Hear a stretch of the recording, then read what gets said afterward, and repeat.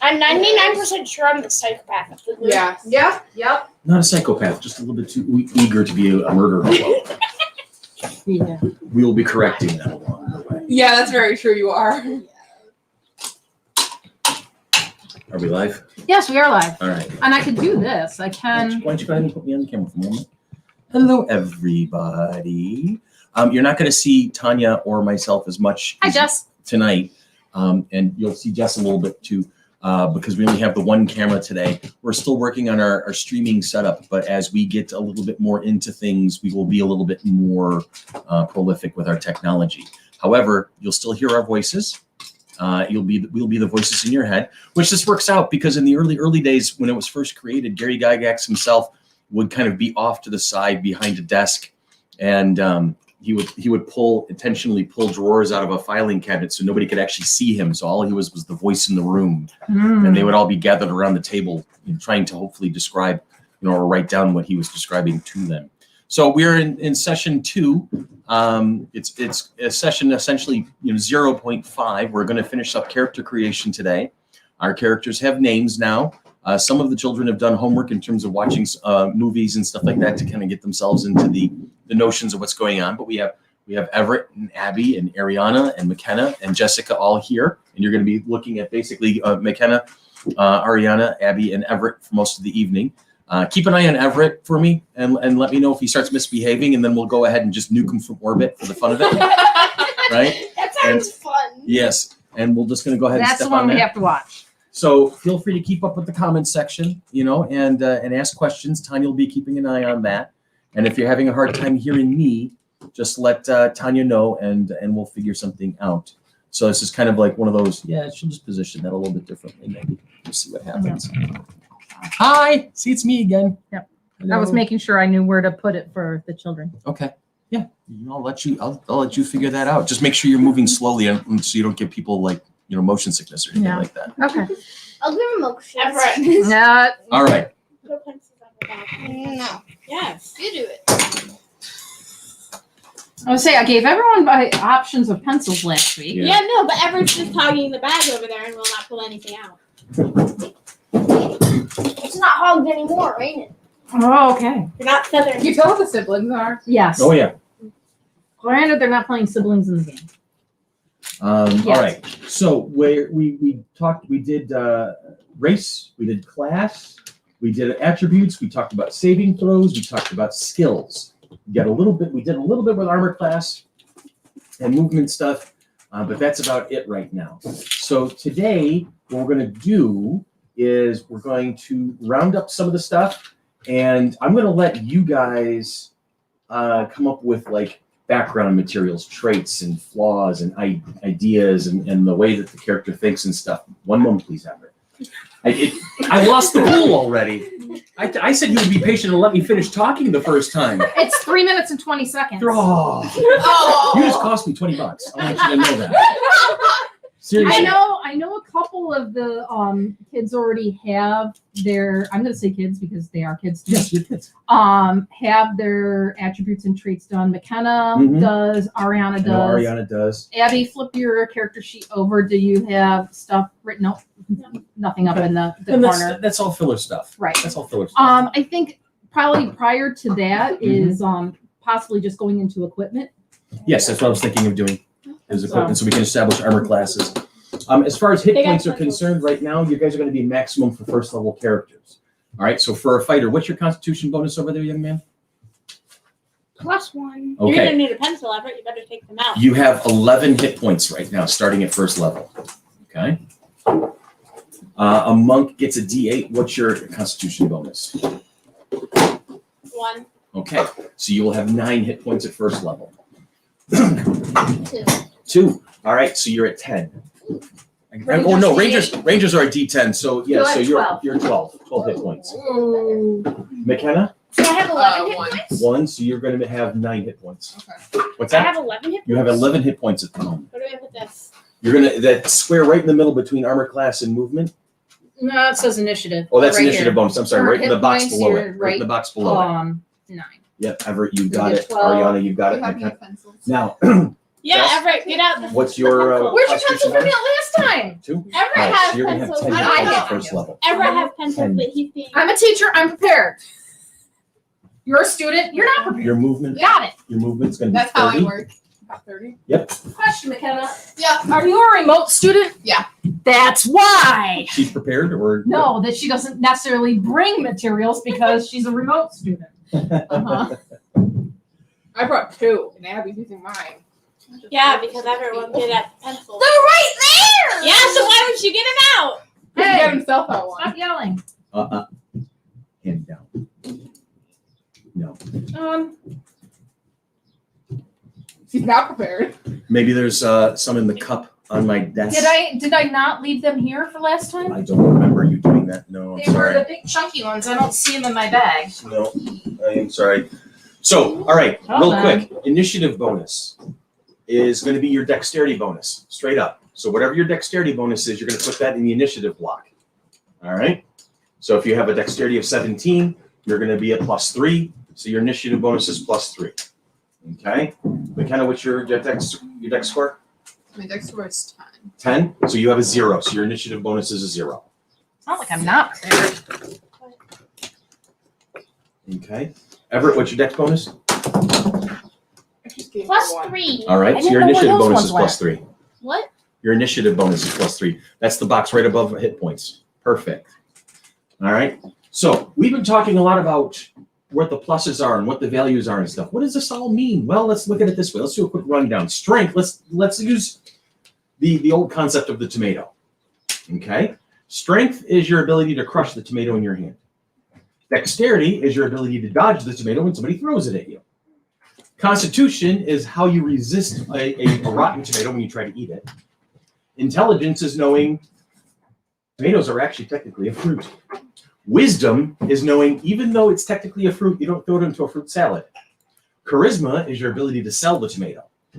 Okay, so think about all that stuff. Charisma is your personality. Wisdom is how cunning you are, how wise you are, how you can look at a situation and even if you have half the information, you can figure out what's going on. Intelligence is your ability to absorb information. Okay, strength is how brute you are. Dexterity, how nimble, how dancy you can be. And constitution is how healthy you are. I saw the hand up again already. You've already lost me another $20. What now? Is it bad that my intelligence bonus is a -1? Here's the thing. Low scores don't necessarily mean horrible things. Okay? Unless how it's you free. it's how you play the character. Right? So what's your wisdom bonus? My wisdom bonus Yeah, is what- a +0. Okay, so Okay. what's your wisdom? Is it 10, 11? Yes. Okay. So what your character is very instinctive. All right? He doesn't stop. It's much like you are. He doesn't stop to think real quick. He just jumps right into the He's like situation. Naruto, an idiot. No, But he's not necessarily stupid either. Although impulsive. he's going to be impulsive. So it kind of the character's his versus D&D character is going to kind of fit his personality. So it's going to be easier for him to figure out how to play it. Way back in the day, in the original days, Just lost me $20. yeah. Gary Gygax, the man who created the game in the first place, way back 50 years ago, once described IQ as, or the intelligence score as your IQ, essentially. It's your intelligence score times 10. So, okay, Crash has a 90 IQ. All right, what's your intelligence score? 9. A 9. So you have a 90 IQ, which does not mean you're dumb. It doesn't mean it just means you're like, you're just kind of you're more into the instinct, more into the impulse and going with what seems to be a good idea at the moment.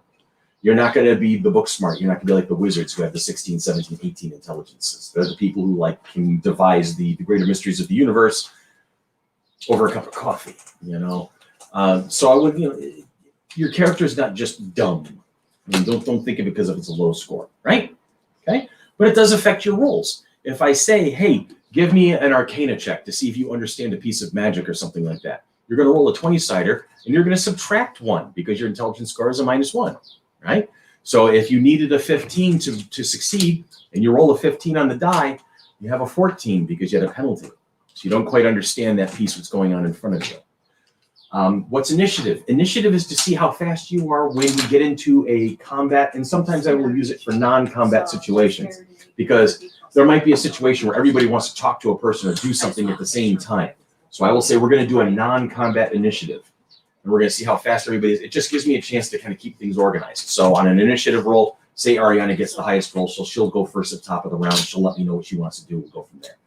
All right. So initiative is kind of how we order, keep things organized so we all know where our turn is. All right. If I say, okay, you want to do something, you want to look at something, you want to investigate something. All right, we'll do an investigation check. You're going to see the investigation skill. You're going to roll the dice, and you're going to add your bonus. When we get into combat, you're going to be using weapons that you know how to use. You're going to use, if you're using like a melee weapon, you're probably going to be using your strength. So you're going to be adding your proficiency score, which we all talked about at the beginning of the last session. That's +2 for everybody right now, first level. You're going to add that to a strength score. Okay, great. You're +1 strength. Okay, so you're +3 to hit.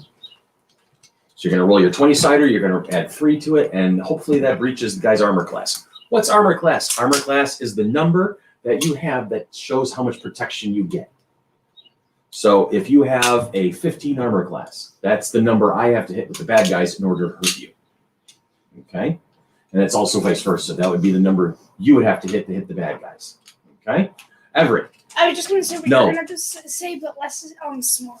What's that? That's what I was going to say, but less smart. Yes. All right. So as a fighter, okay, and you wanted to be a person who wielded a bow, or do you want to go sword and board right now? Sword and shield.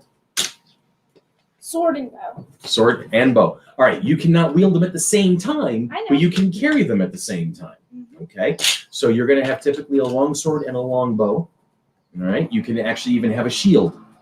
So if you have the sword in one hand, you can put the shield on the I other. don't want a shield. Okay. It's your choice. That works for me just fine. I would like one of those. So what I'd like you to do is in that middle box, that big open middle box. This? Yep. You're going to put long sword. I can't see where to put the lines. Don't worry about that. And Clementine, See how you're good. it says attacks and spell casting? Great stuff. So you're gonna put as a monk, you can have like a longsword. quarterstaff, but you're You're going to be gonna mainly put using your longsword. hands a lot. All right. And you also are going to be using finesse. So for you, your attack Okay, roll is so going to be your dexterity Your bonus attack plus that roll proficiency bonus. Okay, so your dexterity would bonus be was a 2 +3 if I remember plus correctly. 2, so you'd be a plus So your 4. and your proficiency bonus is +2, so you're going to be +5 to hit with your fists. And then Okay, so you can just be running up and you can start beating on people right away. sword is Okay. D8, if it's correct? necessary for you to do so. Right? What's that? Longsword D8, correct? D8 with a D10 qualifier because it's versatile. If he wants to choke up on it and hit with 2 hands. So you just want to do So what you're going to do in that middle box where they're doing whatever, you're going to say martial arts, then right? you would And then do you're going to say +5 to 2. hit. So when you roll to hit, you're going to add 4 And to you'll the be to this one. 1d4 You'll add 4. You'll roll plus this one, 3 add for 4. damage. If you hit, you're going to roll this one D is in and David. add 2 4 to it. If you happen to use plus it with 2 3 hands, for damage. you'd be rolling a D10. All right. So what does And that we'll mean? help you guys with That means the- okay. Clementine has a target. She wants to go punch somebody. She's going to run right up. She's going to roll her 20-sider. She's going to add +5 to the result. If that breaches that aforementioned 15 AC, boom, she's hit the guy. She's able to hit him and hurt him. She'll then roll the D4, this pyramid little bugger, okay? Add 3 points to the result, and that's how much damage she does with a punch. This is where the power of the monk comes into play, because if any of the rest of us who do not have martial arts abilities try to punch somebody, we're doing 1 point. That's it. No modifier for strength, no modifier for anything. We're just doing a point of damage with a punch. That's showing that like the average person can only probably take a couple of punches before they fall down. So it's probably like, Well, no, you're good. If if Crash chooses to punch a guy, he's going to haul back and hit him as hard as he can. He's going to do a point of damage. Okay, great. Congratulations. You've done a point of damage. She knows more things about punching people than Crash does. So Clementine's going to put your hand up. Clementine's going to run up and punch somebody in the face, and she's going to crush their jaw because she understands Better how form. she has better form, better technique, better stuff. I'm not going to get to you for a little bit, so hang tight. All right. So Ariana, bow or melee? Melee is the multiple swords. Now, if you choose one over the other, that doesn't mean you're not carrying the other weapon. Like Crash is wielding a long sword and a long bow. He's carrying them. It's only which weapon are you choosing. It's just going to bank on which one you're better at. All right. So you tell me if you want to stick with Merida, that's the bow thing. But but you can chart your own course too. Because I was researching, I was like, archery is best for rangers. So I'm like, I can have two at the same time. Mhm. Use them, which is fine. Mhm. I can go ahead and do the two at the same time. Okay. And so what you would do is you're going to have light weapons. All right. So you're not going to have the big long sword like Crash will. All right. So Doris is going to be wielding probably like a short sword and a dagger. And eventually she'll be good enough. She'll have 2 short swords. So she can just come in like a whirling dervish. But you can carry a bow with you.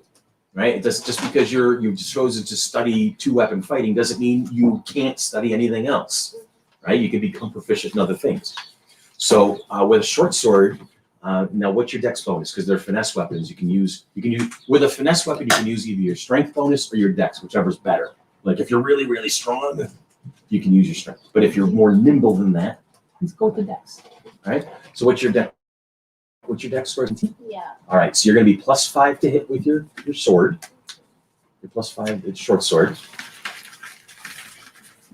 Actually, I'll tell you what, she could probably wield 2 short swords at the same time. Probably. Yeah, thank you. Mhm. So 2 short swords.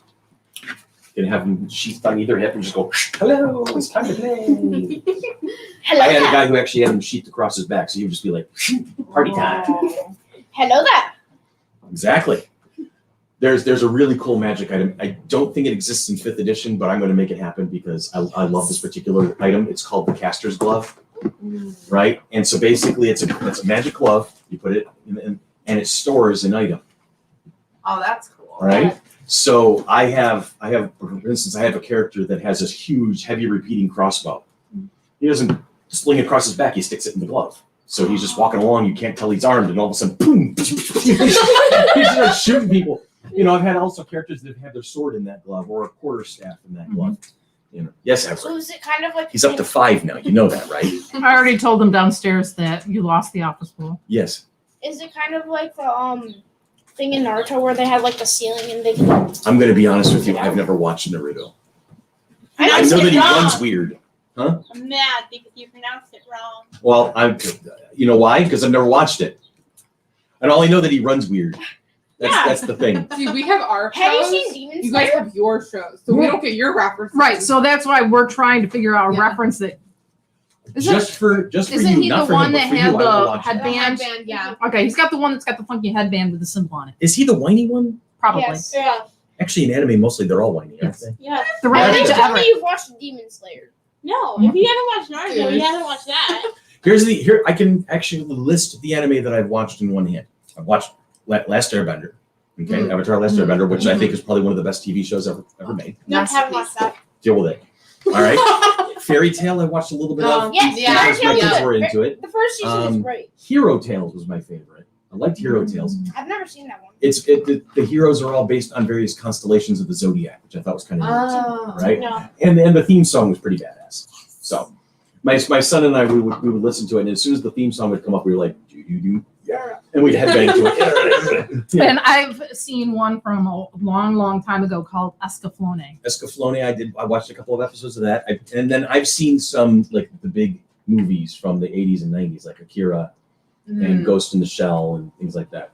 So I've also seen Seven Deadly Sins. Yes. Oh, yeah. Yes. Yeah. I Black want to Butler? see the 5th season. I've seen a couple I've episodes of watched Black every Butler. season of And Black Ruby. Butler. And Ruby. Ruby, Oh. I've seen a couple of episodes. I want to watch Ruby, but I don't know what it's on. I've seen a couple seasons of Ruby. Ruby, I think, is on Netflix now. Maybe. Yeah, I think so. All right. Now, I stopped here. Yeah. You have 2 short swords, one for each hand. You're going to be +5 to hit with both of them, and you're going to be 1d6 +3 for damage on both of them.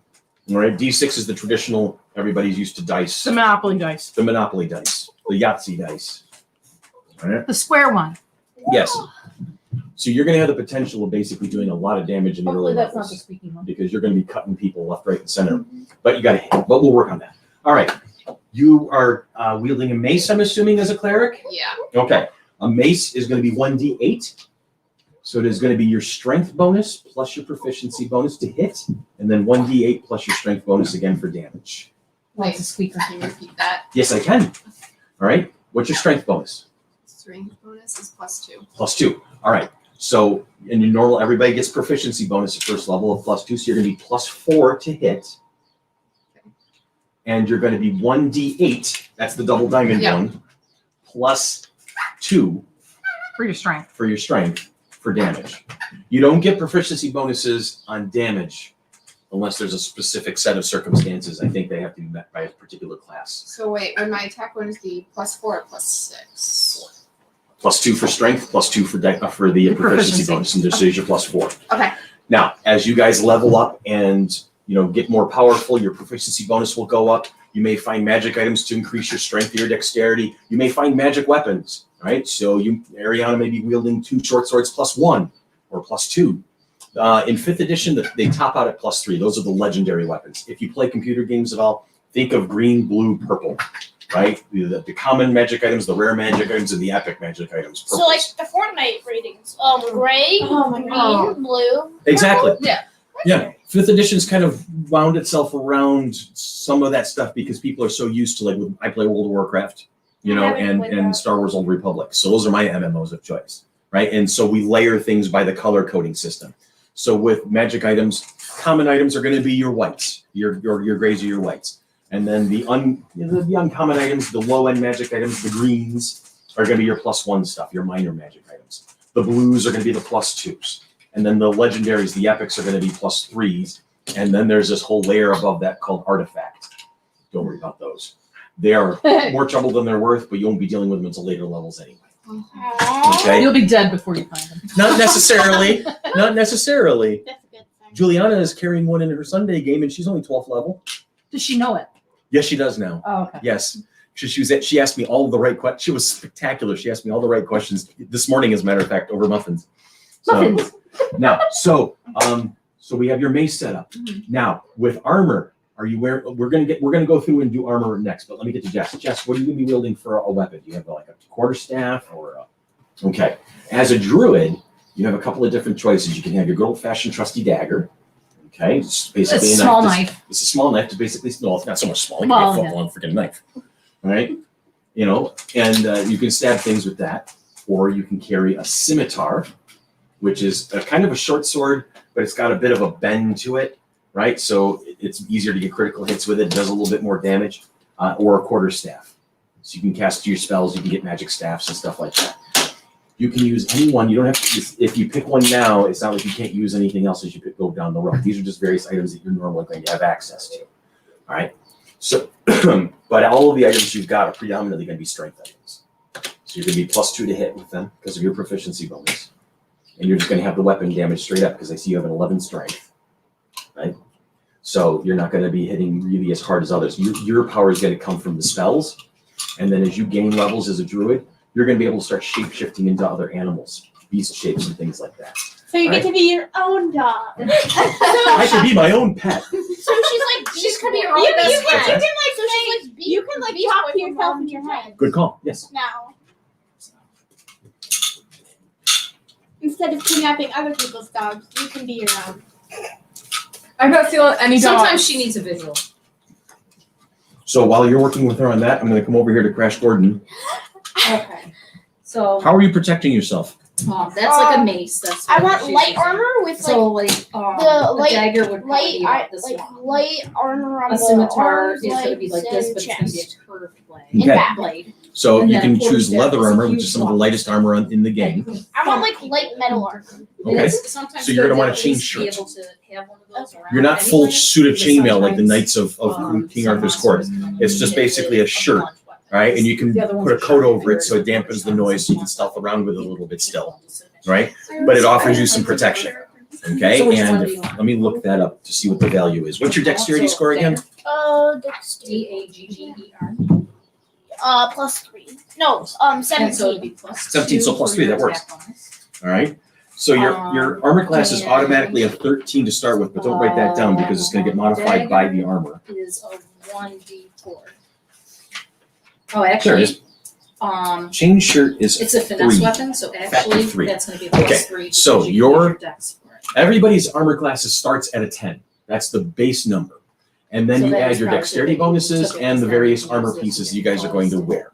He wants Then chain your, shirt, like, that's a all 3, so typical 10. ones, like scimitar, plus 3 for your it's dexterity, finesse, so you plus could do 3 that, but it does for the armor. D6. So that It does a means little bit more. 10, 3, Whereas for 3. you, you're gonna be using this one. What you said. No, you 15. give me the answer. 10. What, So 10 then plus the 3 next thing plus we're 3. gonna be looking at 16. That's your armor is class right now. armor. So what when does I attack Armor. him, So that's you, the number as I a have to druid, hit to hurt him. Anything lower than that 16, and I'm not getting past his armor. So should I just put 16? Yep, put 16 in that shield. Okay? Now, you are You can unarmored use because light you're a armor, monk. medium armor, So it's shields, 10 plus your but dexterity you will bonus not plus use your wisdom anything bonus. made of metal Okay. for armor. All right? Yep. So what's your Because wisdom you are bonus? one with 2. nature. 2?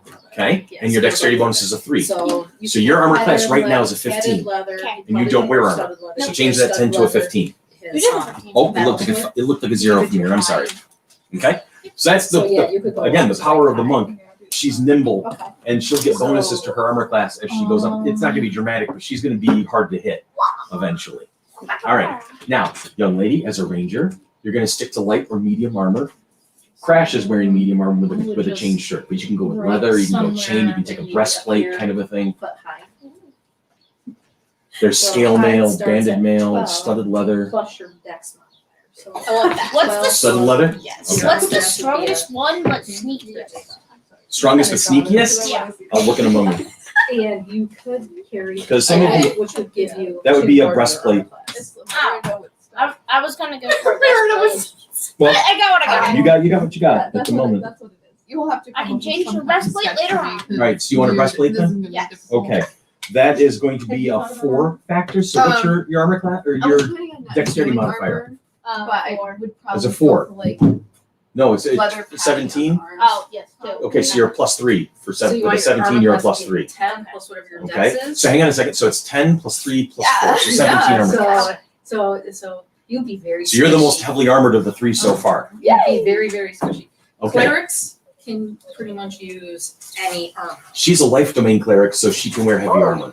Oh, I can. Yes, because clerics will start with light and medium armor only, but life domain says we acknowledge the fact that as a healing cleric, you are going to be in the middle of the fight more often than not. We're going to grant you the Yes. ability to wear heavy armor. Okay. Yeah. So you You can get- be as high up as chain mail, scale mail, plate mail, the heavy hitters.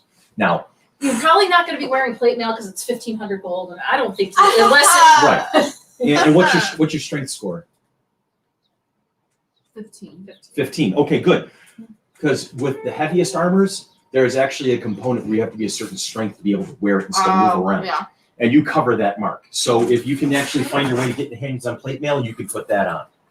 So we're going to start you off with some medium armor, probably chain shirt, like like Crash is wearing chain shirt. So that's a 3. What's your dexterity score? 10. Okay, so you're going to be 13. 10 plus 3, 13. She can also carry a shield. Yeah. So are you going to be carrying a shield? Yes or no? No. Okay. Because it would give you 2 more to your armor class. Oh. So It's the difference basically, you between have having- your mace in one hand and a shield in the other to kind of protect you and maybe kind of. Okay. And bonk people in the face with it every single Or as time. Ariana's picture was, huzzah! Last week with or 2 weeks So that- ago with the sword and shield. So with the shield in play, you'll have a 15 armor class. Okay. Okay, and you're going to want to write that down that you have chain shirt Right. and a shield. And then this young lady here, We have hide armor and a Hide. shield. okay, hide and shield. Yeah, we got it. She's got a 15. She's got it. Good stuff. Yeah, I got it. I know you got it. I figure you work that way, I'll work this way. I work in many different ways. All right, now when we're offline, we'll talk a little bit more about personality generators and things like that. So if you're not quite sure how you want to play the character, there are little handy dandy little kind of flashcards of sorts in the player's handbook that'll give you some ideas. You don't have to hold to it. So if we roll something at random and we give you an idea, you can be like, I don't want to play that way, but it gives me an idea. That's all. Okay, everything here is suggestion. So we're gonna work with that. All right, so I have Crash, I have Clementine, I have Doris, I have Asra, and I have Elsa. Okay, so with that said, let me just go ahead and adjust you so I can see you here. So right now, we're just gonna naturally assume that you guys have like a week's worth of food, water, that type of stuff, just In the general. player's handbook, they have stuff called Explorer packs and Scholars packs and things like that. They're general backpacks that you start the game with that's automatic, so you don't have to worry about being without gear. You're also going to have a handful of coins in your pocket, so you're not going to be completely broke either. Yeah. Usually, on average, you're going to have probably a couple dozen gold pieces in your pocket, maybe a couple dozen silver pieces as well. All right, so just assume you guys have backpacks with probably a week's worth of food, maybe a water skin, some rope, a bedroll. So if you want to go sleeping out, if you're camping, you can have, something to sleep on, so you're not just sitting on the rocks, as it were. Okay. And for those that are keeping track at home, that's on page 151 of the player's handbook. Right down in the bottom corner, it'll have equipment packs. So that'll be your homework or whatever sometime, is to kind of write down your equipment pack. You are also going to write down a druidic focus and which can be your quarterstaff if you want, or it can be like a particular knife. And McKenna, you will have a holy symbol. Typically, it's a medallion or a pendant of some sort, but you can make it a ring, or you can make it part of your shield. You can have something in part of your clothing, like maybe a clasp to your cloak. That's also on page 151. Yeah, Okay. Stuff like that. As a ranger, you can have whatever tchotchkes and trinkets you're thinking is a good idea. A monk typically doesn't have stuff like that because they're more zen. They're more like, lack of possessions is all right with it. What this guy's thinking, only he knows. And I don't even think that's Holy explorers.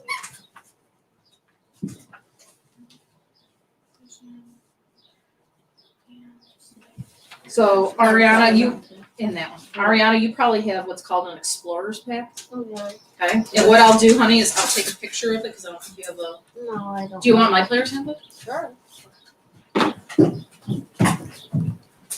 anything in the comment section? No, I keep checking it every so often. Right now, we got 2 people watching. Okay. But where they're watching from, I don't know if they're watching from like Twitch or whatever. I think there's a way to check that out, but we'll figure it out down the road. I know last time Everett's dad jumped over to Twitch, and those comments did come through. Oh, cool. So yeah, there's a lot of things. I mean, we're in the early days. We're still ironing a lot out. All right. So normally we're kind of ready at this point. So, What I want to do right now is just do a couple of quick little bookkeeping things so that you're aware of what's about to happen. Now, the 4 of you are under no obligation to protect him. Yes, thank you. There's no obligation to We're protect gonna each have other. you die as but- soon as we possibly can. All right, there's something not so much intrinsic in the game, but it's part of the game. It's been part of the game for a long time. It's called alignment. All right. What's that? Alignment Yeah. is there's 2 components. It's a 2-word phrase. Lawful good, chaotic neutral, neutral good, things like that. It gives you an idea of what the personality of your character is. I already know my Ever personality. put your hands down. So therefore, you Stop can for a understand second. a little bit more Please. of what this stuff is. Thank you. All right. It's I'm not going to really stick to it right now. I'm not going to worry about it. I really don't play with alignment all that much because you're going to give your character personality. You're going to give your character life, and you're going to give your character decision-making process. And you're gonna look at the world through the character's eyes and be like, well, I'm going to do this. I'm going to do this. I'm going to make this choice. I'm going to make this choice. Alignment is a nice guide. It gives you an idea. it's more a set of guidelines. It's more of a set of guidelines, like lawful good. Those are your paladins of old, the holy warriors, the guys who are, all about the law, all about society, all about protecting, the rules and the rights and whatnot. They're the, the by the book. Okay, lawful neutral are more like judges. There's an order to things, but the order must be balancing back and forth. There's a rule, there's a law, there's a kind of a guide, but good, evil, it's kind of all balanced out. Lawful evil are the diabolic guys, like out of the comic books. If you remember Superman's arch nemesis Lex Luthor, he's lawful evil. He has a plan, he has a code, he's got ideas, and it's self-serving. If he hurts somebody along the way, he's not that worried about it. Neutral good is your pure good. Okay, neutral good is the person who will be like, okay, there has to be some sort of rules to society, but sometimes if somebody's going to get hurt, those rules can get bent a little bit to protect somebody. True neutral used to be the purview of just druids back in the day. They had to have a balance of all things. This is a person who is basically the fulcrum in the middle. If good is winning too much, then maybe they want to let evil through a little bit to make sure that there's a balance. But if evil's too predominant, then we have to fight evil so that we can bring it in check. You know, so there should be a balance to kind of nature to things. There should be a rhythm to the whole world. A neutral evil are pricks. Neutral evil don't care about nothing. They just want to. They want money. They want money. They want power. They want anything. They for don't themselves. care who they hurt to They get. don't care who they hurt to get it. They're selfish as all get out. All right. Now on the chaotic side, chaotic good. Think Robin Hood. Chaotic good doesn't care about rules. Just wants to do the right thing. They want to help people. They want to protect people. They want to do the right thing for the little people. But they don't care about rules to do it. They're going to break things if it means helping somebody else. They're willing to break the law at the drop of a hat if it means that they're going to do something right for people. You know, they don't care about the rich snobs. They don't care about rules. They don't care about the regulations. Chaotic neutral are the whimsical ones. You have no idea what a chaotic neutral character is going to do because a chaotic neutral character doesn't even know what a chaotic neutral character is going to do half the I time. want to be that one. Okay, that's fine. You're chaotic neutral then. All right. And then there's chaotic evil. They're just all about destroy everything. That's me. No, it isn't. No, it's really not. It's really not. For starters, playing an evil character as your first character is It's gonna be really hard. Okay? Because quite honestly, the moment you start breaking the rules and you start damaging things, people are going to come looking for you and they're going to win because you're only first level. Yeah, I mean, All right? So you don't want to come out of the box trying to be the bad guy. You want to come out of the box trying to feel what the system's going to be like. Right? And can we switch to the bad guy? Maybe. But here's the thing. This isn't Grand Theft Auto. You can't get away with it. There are no cheat codes. You start hurting people, people are going to come looking for you. Yeah. Okay? There will be consequences. You want to hunt somebody down, you want to assassinate people, there's going to be people who are going to get your scent and they're going to look for you. And if you get put in the dungeon, guess what? That's not community jail down in Henrietta by Monroe Community College where they let you out to the yard for exercise once in a while. They chain you to a wall and they leave you there until the sun stops coming around the planet. And if they decide, they can torture you. And if they decide, they can just kill you right there on the spot. Brutally. To make a point, to make sure that everybody around them knows that this kind of behavior is Yeah. not acceptable. So it's very difficult to play an evil character in a group unless the whole group is in on it and they're all evil. I am in an evil campaign on alternating Saturday nights, and it's a very hard thought shift because we're not evil by nature. Right. Well, hopefully not. I'm not. And so therefore, when I've been playing for so long that it's just in my nature as a player to help somebody else out, to fight the bad guys and things like this. Now I'm evil. So now I'm like, I don't care about the good guys. I'm like, we're killing things randomly, whatever.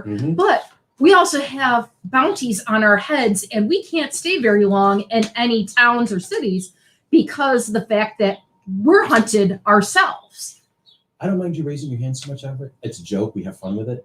But you got to let people finish talking first. You can do it after they finish. Yeah. talking. If you have a question after we're done talking, because we might actually answer your question During this conversation. while we're talking, right? So give us an opportunity, and then absolutely any questions you may have, buddy, I'm all in. And truly, I'm still having difficulty playing an Yeah. evil character. In a different campaign, I was lawful neutral because I was a monk. But I died. I made a deal and pact with a group of Demons. devils Oh, devils, that's right. that in the best. brought me back. However, my alignment shifted. My alignment shifted from lawful neutral to lawful evil. I haven't. Thank you for confirming that for me, by the way. Okay. I've been You theorizing still- that for ages. You still don't know. No, in character, I don't In know. character, he doesn't know. And that's another but- thing I want to talk about. Go ahead, you finish. But truly, me as a player, other than like one scenario where I was going to do something that was going to be evil, I haven't done any like true evil acts in Right. that because it's only been truly like 2 or 3 days since my alignment shift and the DM shifted it. So you're still trying to figure out. I'm still trying to figure out who I am. Now we're also going to talk about metagaming. What does that mean? That means basically cheat code stuff. That's using your knowledge in this world. So there's always there's always a process you have to kind of consider real quick. There's stuff that you know, McKenna, but does Ezra know, right? So there's a thought process real quick. And then you can say, well, I have an idea. Here's my idea. Here's my thought pattern. Does my character know this? So we can figure out through dice rolls and through some interaction. There's nothing we can't figure out as long as we have an open conversation, right? Just talk and ask. Yes, Jess. So it's like a combination of real world, and fantasy world. Yes. There's always going to be some sort of physics and chemistry and science and nature all involved together. I had a very particularly bright magic user way back in the old days of the early editions. And so I asked the DM, I said, does my guy understand how copper conducts electricity? And we rolled and we figured it out. And yeah, he did. Okay, cool. What do you mean? What do you want to do with that? I said, well, I got this great spell called Shocking Grasp, but I have to reach out and touch somebody to use it. What if I coiled copper wire up my quarterstaff, smack somebody with the quarterstaff, And send it through that. and send it through that? He was like, okay. And we did some more dice rolls and some more thinking. We figured it out. And we were able to establish that, yes, my guy is a learned man. He went to school. He studied science. He studied magic. So yes, he was able to justify wrapping the upper half of his quarterstaff in copper wire so that he could use electricity spells and spec people with it. Now, someone that's not a magic user. Exactly. If I'm playing a barbarian from the plains, then my ability to come up with science ideas comes to a 0. Okay. It You are drops. going to smash things in. Hulk smash. Yeah, that type of thing. Yeah. So, and then there's going to be times where Jess is going to know something in game because it's either maybe told or whatever that she finds something Mhm. that might not be shared with the rest of the group, but we don't know if it's going to come out on Post-it notes or whatever. That's what these are for. All these little notepads around the table. All right. And you can also, if you have scrap paper and you want to write me a note, like say, Crash, say you have an idea and Crash wants to say, he's going to send me it, but he doesn't want any of you to know what he's up to at the moment. He can send me a little note. I would like to do a thing. This is what I want to do. I will look at the note and then he and I can figure that out. Right. And then he has information you guys don't. If he chooses to share it, that's the character that you're playing the parts now. You're involved in the situation. As a druid, there's knowledge that you're probably going to have about nature that Doris may have. Okay, but Elsa may, you two might figure something out, but you two haven't figured it out yet. There's things that you might know that they don't. So there's going to be information exchanges, and that's a lot of this is going to happen this way. So that we all, or there's the legendary thing where the DM may say, okay, we need to have a conversation. I will get up from the table. I will pick the player that I need to talk to, and we're going to go downstairs to my office, and we're going to have a little quick chat. So that person has all of the information that character will know. And then when that person comes back up to the table, they can say, okay, I have information. I need to make a choice right now. Yes, the party needs to know this. They can then tell the story and share what they've learned. Or, it'd be really dangerous if everybody else knows this, especially Crash. So let me go ahead and keep that to myself for now, for safety's sake. And that'll be faster for you to leave the table with the DM to have that verbally tell conversation. you than us to try to write a note in. Or text each other or whatever the case may be. All right. So, questions other than Everett? Jess. So like for me, since I'm like kind of close to like animals and everything, Yeah. would we still have to roll for all that to see if I know all the information? Yes, there's going to be certain things that, what have you experienced so far? You're only a first level druid right now. You have come out of the grove for the first time and you're experiencing the bigger world. There may be animals you have not encountered yet. There might be situations that you have not seen yet. So there may be magic that you have not need to experience before, or learn about so that you can use it, stuff like that. There's going to be things that a life priest has not experienced yet. The cleric is probably the most versatile class in the entire game because there are so many different domains. You can take a cleric and make it into anything you want. So she is predominantly a beacon of life and healing, but there are death clerics, and they're clerics of the grave, and there are tempest clerics that are all about storms and natural Elements disasters and the elements and things like that. And justice and Yeah. law Justice and law knowledge, and order, chaos. chaos. There's a cleric domain for just about everything, and there's tons of different types of druids. There's different rangers. Doris may find a ranger who's been places you haven't been yet, so you can exchange maps, exchange news. All right, there is no Twitter in this world, right? There are no social media aspects. How do you learn what's going on 2 towns over? You talk to people. Yeah. Right? There are bards and heralds and town criers. How do people read fan fiction? Well, there are ways to do that. Yeah, well, The yeah. printing press. The printing press and there's Or books and scribe people scribe writing notes, scrolls and yeah, things like writing that. scrolls and whatnot. You guys have all read different books, right? Yes. Yeah. You are actually like, if you are done like the Magic Treehouse books where they go into the different places and they become part of that world. That's kind of what you guys are doing. You are becoming a character in a story, and your actions will have some type of consequence. It could be positive. It could be negative. You guys are going to be the story. You're going to have an effect on the game world around you as you level up. Level 1 to 5 are your early adventurers. Level 5 to 10 is called the hero level. This is when you're like your local, like your Amazing Spider-Man patrolling New York City, stuff like that. From 10 to 15, those are legends. Those are people. You're the that- Avengers. You're the Avengers. People know you across the continents. From 15 to 20, you're effectively demigods at that point. 20th level characters, that's the maximum level right now. 20th level characters have all the capstone powers. They have all the abilities that class is going to offer, or their class combinations are going to give them. They're probably the most powerful creatures you're going to find. So they're probably like Thanos with the Infinity Gauntlet, but they have their own Thanos is an category. entirely different level above that. Yeah. Yes. Everett, the ability to wipe out half of the entire Universe is a Universe thing. Yeah. Then there's multiverses. Okay, there are different dimensions. There's the abyss, and there's the 9 hells. There's the ethereal plane. There's the astral sea. There's the cosmic sea. There's lots of different other realities that you can mix around and play with. This game is as big as your imagination wants it to be. Okay, this is why it's lived for so long and it's so popular as it is, because there's anything you can do. Anything. Can you become a god? Yes. I've done it. Twice. I've had another player become a god in a campaign. Yep.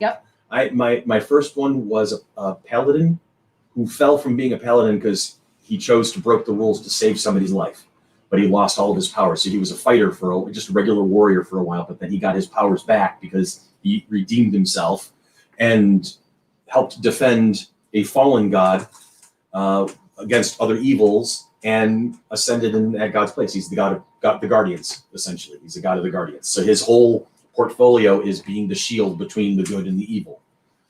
And then I had another guy who just ascended because he was an idiot and made the wrong move at the wrong time. It's weird. There are things that can happen, but I'm a trickster god in one of my other characters. The So GM's he's like, your character sheet's now mine. Yep. Hand Effectively, it over. if your character becomes that powerful, then effectively you retire that character. You hand it over to the DM. The DM then incorporates you into the story, and you roll a new character. A lot of campaigns don't make it to 20th level. It's okay. Sometimes you're going to finish the big story around 12th or 13th level. The way I've got things playing right now, my kids are probably, they're all 12th and 13th level right now. That campaign's probably not going to last past them getting to 15th. They're not going to see 20th.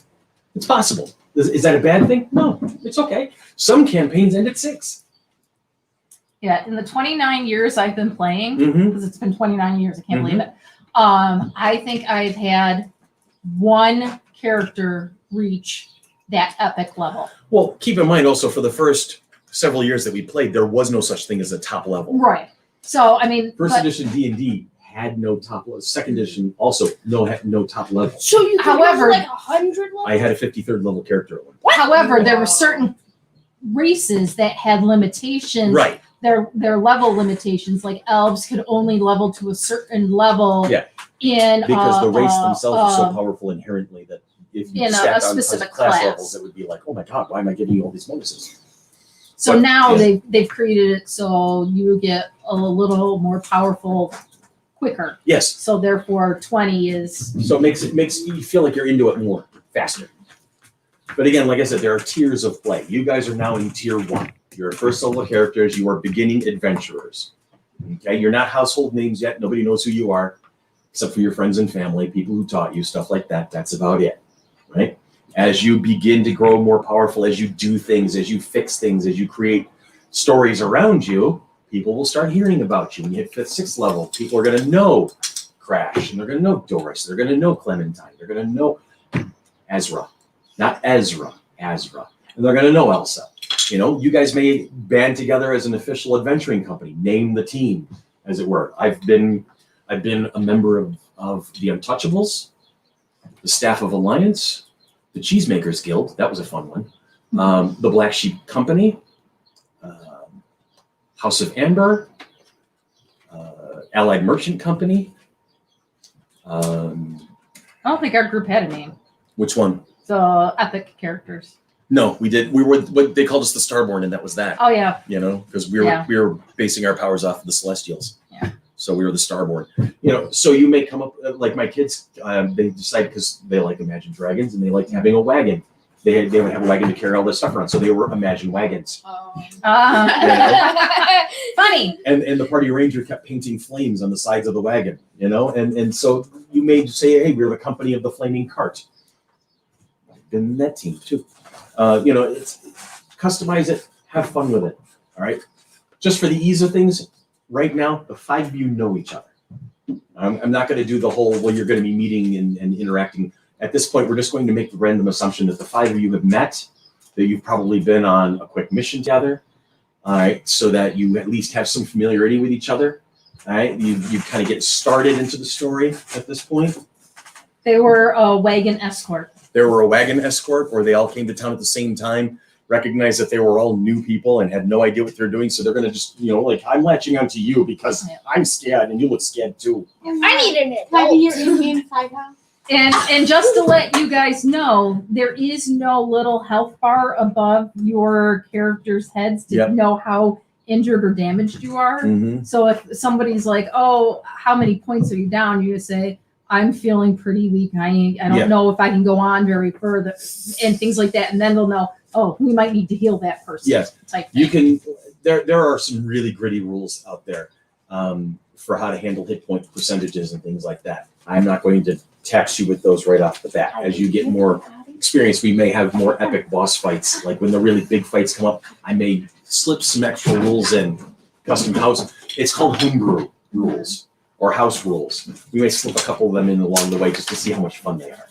But as the main healer of the party, you would look at Crash. You would not say, how many hit points are you missing? Say, how's he look? Tell me how many hit points you got left. I've lost a leg. He's bloodied. He looks beat. If I ever say he's looking rough, that's my cue that he's almost done.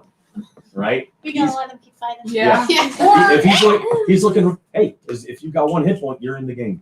Keep going. I finished off a boss fight with 1 hit point You have? on several occasions. I'm not proud of it.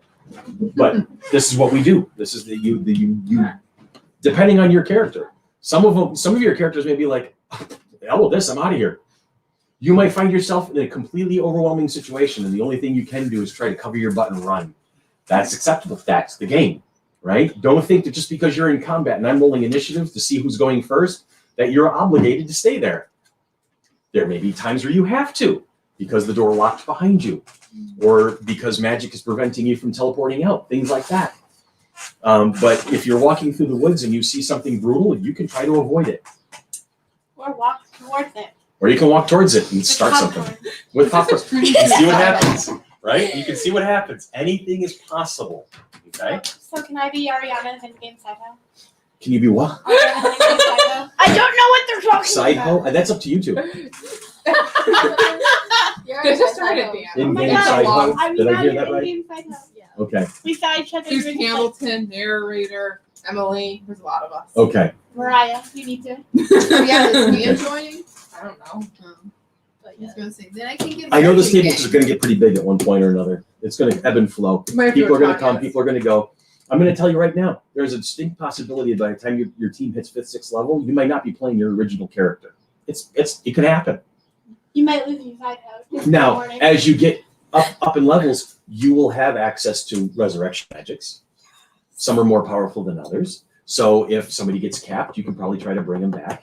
Revivify is your first one when you can cast 3rd level spells. You'll be a 5th level character. You can cast 3rd level spells. One will be Revivify. It has to be done really fast, though. You have to run screaming across the battlefield to get on that person because you'll have 1 minute. If you can't get in there within the first minute, that's it. They did. If ever dies and you only have 1 minute to watch resurrection and walk as slowly Well, as possible. She turns around and starts moonwalking. I'll get there. Yeah, just give me a minute. When you can cast 5th level spells, you'll have Raise Dead. Oh. All right. Not animate dead. Raise dead. Animate dead's another creature entirely. Not good. Let's not play with that one just yet. Make skeleton zombies, things like that. Okay. Oh, so they can create undead. Yes. So it's Undead kind of is like resplendent through necromancy. this game. You'll deal So with it's kind of like a necromancer. Yes. That's exactly. and that's a class in the game, by the way. It is? Yeah, Yes. that's the type of wizard. Yeah. Necromancer. Whoa. Yeah, you can take the necromancy. And you'll be dealing with schools. some of them along the way. I can almost guarantee it because I like playing them. They're fun. All right. We have been chatting with Walter Salt. Oh, I know Walter. Yeah. He just said a couple minutes ago that we're gonna lose him. His phone is dying. Uh-oh. He's like, "Have a great game." I missed this stuff, and I'm like, "Thanks for watching." And when you were explaining something, he's like, "Beautifully said." Oh, awesome. Type thing. I'm so glad and, that Walter was listening because Walter's cool. Yeah. I like. I'm hoping to meet Walter face to face one of these days. Yes. He's been playing since before the D&D chainmail. Oh wow. Then old you school. said something, we're explaining something, you're like, beautifully said. Then he was talking about the H1 through 4 series. Yep, I know the one he's talking about. I don't. So All right, I'm going to take a quick break. Yep. Get up, stretch your legs, go grab some meat, grab bottles of water and stuff. I need a brown. When we come Yep. back, guys, we are We're gonna playing. jump in. when we come back, we're playing. So I'm going to mute, Yay! I'm going to mute the mic right now during this time while we're taking a break. The camera's gonna still roll, but if you guys have questions that you want to ask me during this time, then you can.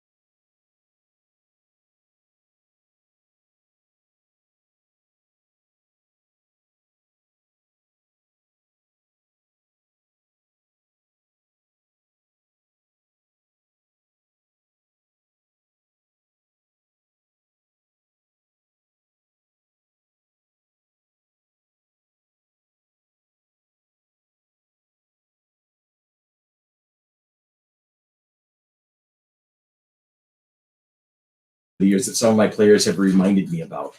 I have a couple of players that have been with me for about 20 plus years in various campaigns and various characters, and I will brush past something and they're like, oh, wasn't this?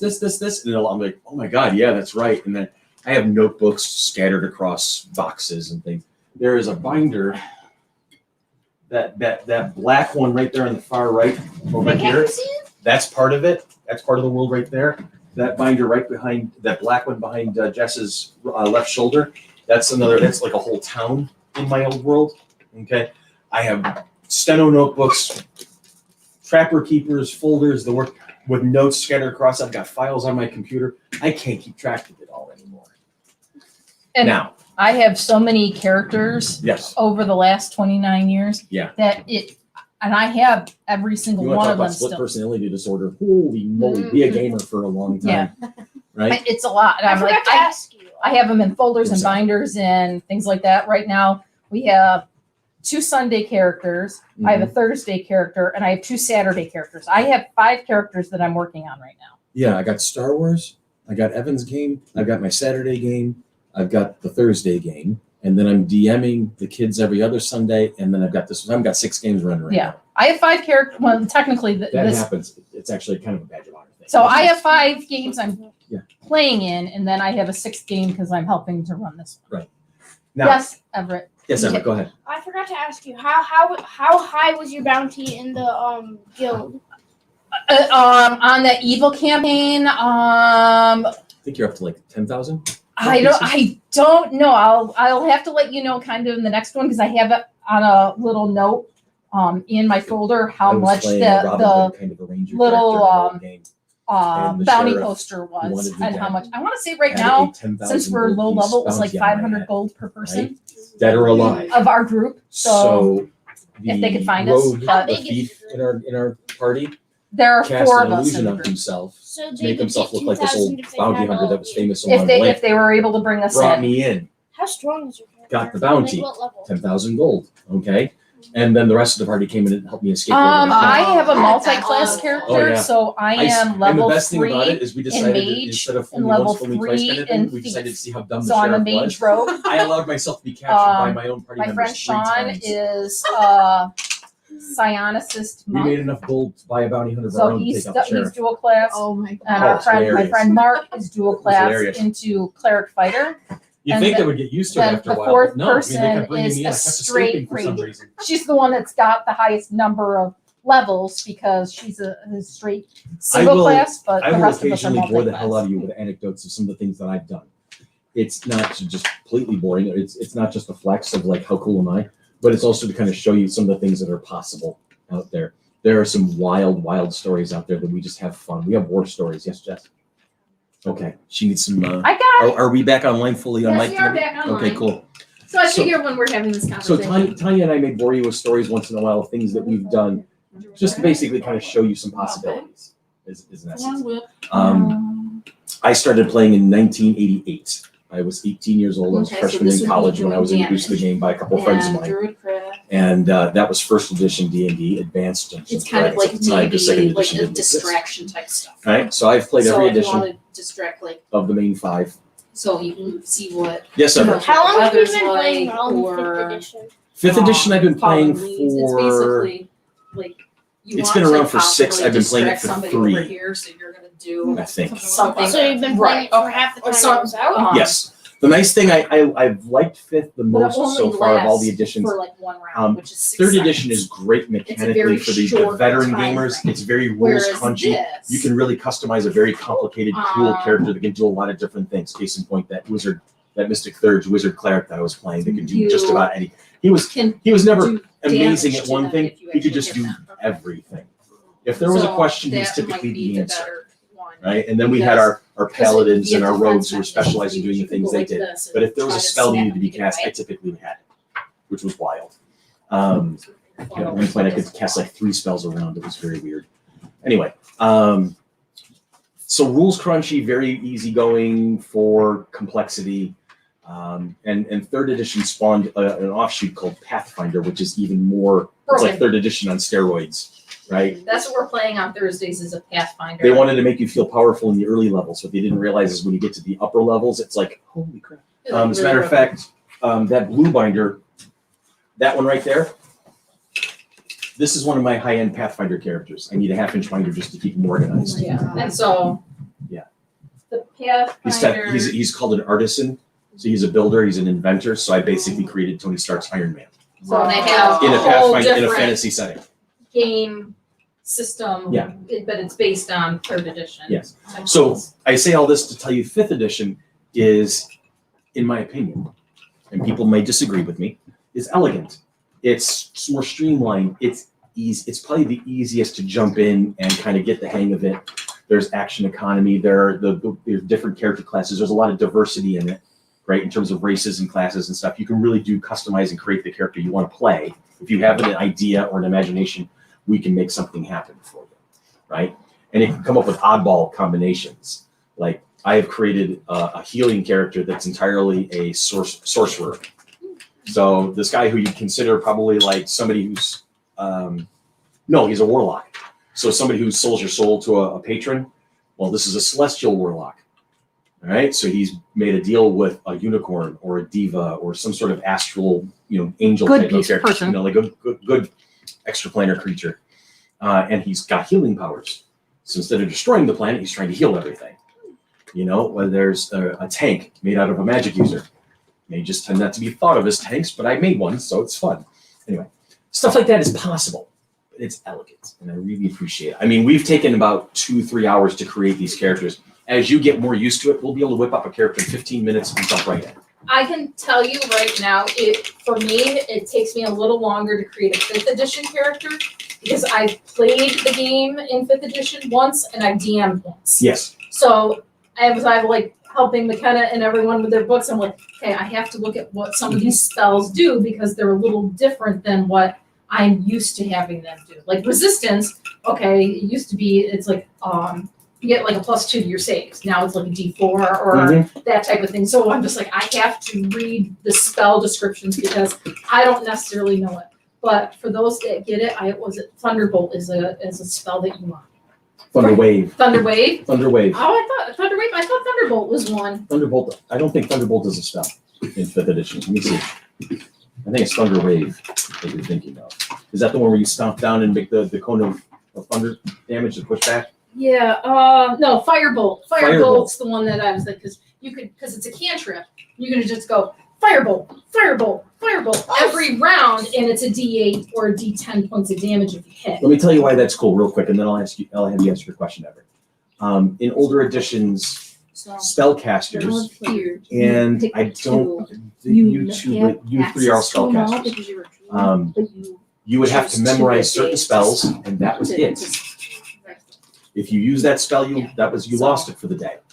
Okay. With 5th edition, they've created different layers, and instead of forcing you to know 3 first-level spells, 2 second-level spells, 1 third-level spell, they give you a list. You can say you can memorize, you can prepare these amount of spells, and then you have the slots to power them with. And then there's this whole echelon called cantrips, which you two will have. Rangers don't do cantrips.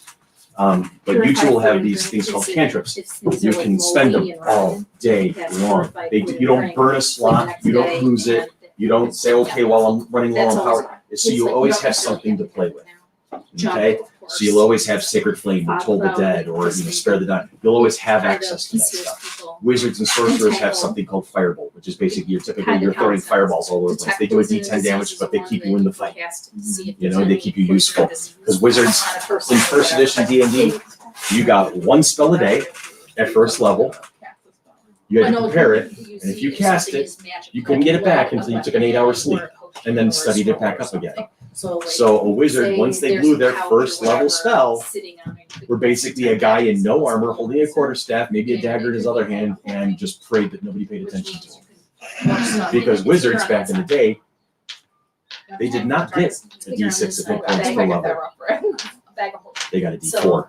They would tell you that it was A high-level wizard would usually have like 45, 50 hit points, where a high-level fighter would have something like 100 to 150. Now, a high-level wizard could bend reality You can say, protect me. if you can And they'll fight survive that everything long. else that's fighting. All right, so for you, those of you who like to take notes, I have started doing some basic world building. Until you have them do something that's against their. Okay, I did this morning while I was drinking my tea.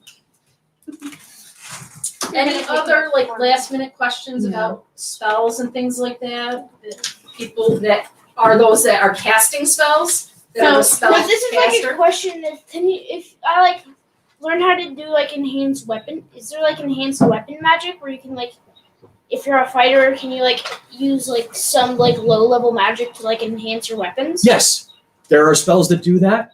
There are abilities to do that, and there are magic items that do that.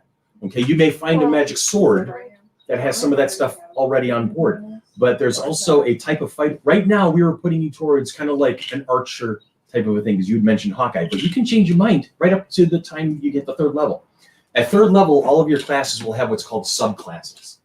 Okay, and you'll not so much because you pick your domain right at 1st level as clerics, but druids, rangers, monks, fighters, you guys will be able to kind of more specialize what you want to do, and you can even start lacing in other Druidic classes as you go up. And spell All right, cast. I played So a ranger right in 5th now, edition Druidic, that I started lacing in know the druid secret levels, language of so I had druids. extra spells at my disposal.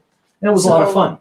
And it made it great because I was really stealthy as a ranger, and then I would turn myself into a cat and then just disappear now into you the can't woods, and nobody see would the find me, and I'd be animals yet, but, spying all over the place. It was great. Eventually, So as there would you be go up in levels, you may find Wild yourself shape, finding druid powers to be circles, an artificer, be a tinkerer, right? You may learn tinkering, and you probably could kind of have give some, your like, weapons wild infusions, empathy, like, so you can kinda make them more have an idea powerful, make how them give them their different reaction abilities and stuff. sensing. So Like, that is you know, that was a great question, dog Everett, doesn't and the feel answer is good, there it's is just how always they're possibilities for acting. stuff. You know, Cool. or like the Okay. or the cows or the Wait, horses or one whatever. something just to add on kinda to that know. question, like Like you as a is there person like different type of arrows or is there just like plain arrows? They're all plain arrows, and typically what you're going to do is you're going to find magic arrows like +1, +2, +3 give you added bonuses to your arrows. There are no really special arrows in the books. Hi, However, James. there are rules to create stuff. Like again, I was mentioning the artificer class. They're basically the D&D tinkerers. They're the inventors, but that knowledge spills out. So there is a possibility that you may say, you know what? I'm so good at archery. I want to be better. I want to learn how to do stuff. We can find ways to give you the opportunity to Yes. learn things, right? Yes, Okay. yes. Now your 9 intelligence may be an impediment to that, but we can work around that as well.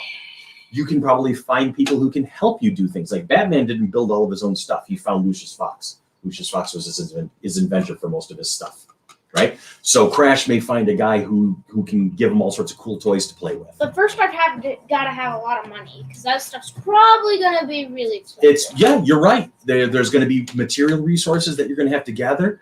You also might end up saying, you know what? I'll tell you what, Crash. I'll build this for you if you do me this favor. If you go on this quest for me and get me these materials, I'll build you this item for free. That's a possibility. Yeah. That's a possibility. Or you might find a guy who's like, yeah, no, 5,000 gold pieces and I'll do that for you. All right. So It's a combination of it's a stuff. combination of things. So it may be a great plot hook for me as the dungeon master just to know that McKenna wants Ezra to have a certain piece of armor, or maybe a certain holy relic that's important to her god, right? We can send So- her on a quest. We can send McKenna on a quest and she'll drag everybody with her. Hey guys, we're going over here. I guess I need help with this, and there is a rare occasion where one of you may say, I have to go do a thing alone. We'll break you off. We'll have everybody else doing something, and then you go off on your solo quest. And that's why it's nice that we have 2 DMs up here. Yes, that'll make that a Because little bit we can easier. do a solo quest with something and then the other 4 can be in doing something and then not necessarily sitting at the table waiting and waiting and waiting. That's going to be the nice thing in regards to here, where normally there's just 1 DM, and we are known to split the party very often, Yes, and we've split it to like 3 or 4 different parties. yes. Where one person goes this way, one person goes this way, and then 2 groups go this way, and the DM's like, Yeah. I did it to myself intentionally. I think I mentioned that the last time we were together. And in the last session, I finally brought everybody together at the beginning of a major module. Okay. So just as 3 of them were about to go into this huge, famous legacy module called the Tomb of Horrors, which someday you may come across, hint, hint.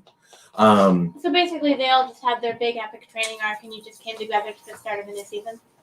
I love it. That's perfect. Abby, you nailed it right on the head. Yes. With that- It's just like that training arc in One Piece. I'm going to take your word for it. I've never watched it. My daughter's boyfriend is big into One Piece. So I'm going to take your word for it. Now, there are two ways to level up. There's milestone, and then there's experience points. Okay? Tradition is experience points. You kill the monster, you solve a puzzle, you gain a treasure, you get the experience points for it. As you get enough experience points, you start leveling up.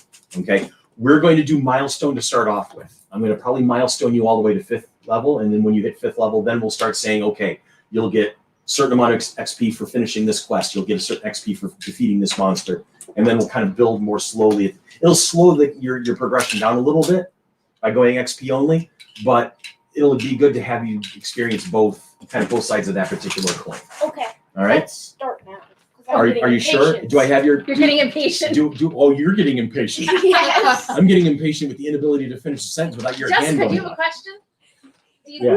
No, she's mocking somebody. All right, Oh. so for the note takers, get ready, because here comes the lore drop. This is as much as I've built of this world in the half hour while I was having my tea and blueberry muffins this morning. All right. Welcome, ladies and gentlemen, to the world of Avantara. Okay. That's a We cool live on the name. planet Earth. This is the planet Avantara. It's spelled Avyntara. AV. Avyntara. Avantara. Avantara. That too. Depends on who you're asking at the moment. Avantara. Avantara. Yeah. Clementine, you do whatever you I'm want. gonna pronounce it wrong on purpose. And you know what? If you're trying Avantara. to annoy me, you will not succeed because your brother's already managed to do that. No, I just want to pronounce it wrong on purpose. You guys are currently in the town of Willowglade. Okay, Willowglade, which is in the county of Oakshire, in the kingdom of Aventus. Aventis. Events. Okay. Yep, the town of Willowglade, the county of Oakshire, in the kingdom of Aventus. Aventis. Okay. Willowglade is enjoying the end of a long summer, and they are moving into their harvest festival. It is October of the year 1133. And that's Aventus reckoning. Some countries are going to have their own calendars, all right? But Aventus has been around in some form or another for 1,133 years. Wow. Okay? Every so often you may see me start writing stuff down. That's because I'm actually winging it. And he's creating it as we go along. I am, because I want to show you guys just how easy it is to world build if you think about it. Now, I've got this great book that I use as a cheat sheet, and if you ever want to borrow it, you'd be more than welcome to do so. It's called the Adventurer's Almanac. All right, it gives you lots of cool, ideas on festivals and calendar stuff, Special and days. how to create the area and interesting peoples and events and things. So, what's so funny? I just went like this and threw the puppy over yeah. over my shoulder and That's down just to something my. that happens on a regular basis in this family. We're basically, if Juno shows up with a toy, you throw it. Can I have it? All right, so it's the year 1133 AR, Aventus Reckoning. And as I said, it's October, so you're getting into fall, okay? And this Harvest Festival day. Now, what does that mean? It means there's, well, some would have, I haven't come up with the full pantheon, but I'm thinking of just using the basic pantheon out of the book. All right, so I don't think Player's Handbook had, I think That's the it's DMG, DMG for that. which we can always take a picture And send that out to everybody. I'll send it to Jess and then Jess can send it to. I don't have Everett. No, but you have Abby and Abby can just share with Everett. No, She won't share do anything that. with me. Can I have you find that for me, please? I'm just gonna have Everett be left out of the loop. That So, was- like, typical gods in this pantheon, you're going to see it's like Pelor, No who's the growling. god of sun and light. Saren Ray is the goddess of light. Ayun is the goddess of knowledge. No, Goddess of death. Juno. Who's the goddess of death? I don't remember in this particular pantheon. I'm going to use the name Orcus, but it might be somebody else. So, At but some point. there's Can meet him at some point. If you're unlucky enough, sure. Can I like make myself their psycho too? What's that? Can I be their psycho too? That's called taking on warlock levels, and we'll discuss that when you want to multi-class. I'm Okay? just gonna make it my job to spread as much chaos and like annoy everyone as much as possible. You know what, Abby? I'm used to people like you. Don't worry about it. You go right ahead and do whatever you want. I'll work around it somehow or another. No, my job that's to annoy not people. this one. Was it this one? Is it Player's Handbook? I think it's in the player's handbook. All right, well, here. Here's the Player's Handbook. Or it's in what book did we get your No, because ASMR out? because the Pantheon would be in one of the original books to make sure that everybody had access to the information. So it wouldn't be in Xanathar's or Mordenkainen's. It would be right up front. See, maybe look in the Cleric section. Yeah, I'm looking at. Yeah. They have the different domains, but Yeah. All right, so moving on. It's festival day. So what's happening is at the moment during the day, it's like going to the Renaissance Festival. Everybody's got their booths open. You can smell different foods, air, wafting through the air. At this point, there's people selling things that they've crafted. Fried dough. Yes, there's different foods, different things, clothing, tchotchkes, candles, things that you may find interesting. There's even livestock being sold for farmers because you have an agricultural community around Willow Glade, right? So you're finding people selling their prize found it. horses, and then there's musicians playing in the streets. There's the jugglers, there's entertainers all throughout doing their things. There's games to be played. Kids are running around at full throttle. There's stuff is going on at all times during the course of the day, but it's getting on late in the afternoon. And as the sun is starting to set, everybody knows that the town square is going to go from this place of bustling commerce to they're going to start stringing the lanterns up, and the musicians are going to start kind of coming in. There's going to be this big feast. And there's going to be a dance going on, and there's going to be this big party going on at this point because everybody this is that big celebration they look forward to in the harvest moon, right? I'm going to say McKenna, roll a d4. This one, right? Yep, the diamond, or the pyramid. I have a question while she's rolling the d4. Are you doing Deities of the Forgotten Realms? Might as well. Okay. If we're going to do Deities of the Forgotten Realms, that's fantastic because I know them pretty well. I've actually met half of them. Well, I think that's what 5th edition is. Was based on Forgotten Forgotten Realms? Realms. Okay. So you would know names like Pelor and Sarenrae after all. You would meet Ogma, Helm, Tempest, So we might Tamora. change her deity name. Okay. Tamora is the goddess of luck. Tempest is the god of battle. Ogma is the god of knowledge. You would probably, Doris would probably be familiar with like Sylvanus and I can't think of what her name was. There's another one who's big nature. But Sylvanus is the god of nature. You would know that as a druid too, Jess. God of battle would probably be a big one for you. Tempest. Yes. You could You know, do Charm! God Exactly. protection. He's Stuff like the that. life domain. What person do I know? The god Sylvanus. You have not met him, but you would have probably studied his teachings or met his worshippers. You could do Eldath. SYL? VANUS. All right. Why did I have McKenna roll a 4-sider? The result was 3. There are 3 moons around this planet. And one of them is this big, beautiful white moon that you're used to here in our world. It comes up. You can start seeing it at sunset as it comes arcing up over the side. Another moon Can one of is, them be poisonous? well, you wouldn't know that, would you? No, Because you don't travel to moons just yet. no. They could be made of something completely different, but you haven't figured that out yet. But maybe that if you're high enough level and you have an opportunity to figure that out, that's something we can explore together. Okay. All right. So another moon is Regibiv. Blue, kind of a nice turquoise blue. Okay. And the last one is kind of a reddish. So red, white, and blue moons. The red and the blue ones are kind of smaller. They're not That's as their noticeable. symbol. Sometimes the red moon doesn't even show up. We're really supporting France and America today, aren't Well, we? it seems to be a thing, or the Russian Good Republic. healing law, strength. Actually, every Can I promote communism at some See point? how in they time? have the line. What's that? Can I Yeah, promote shit, communism at so- some point? You can in certainly time? try. Some people might be willing to listen to you even. I'm gonna just start preaching it in the middle of a bar. Could be Presbyterians. Absolutely. Ramen. I'm gonna just start promoting different.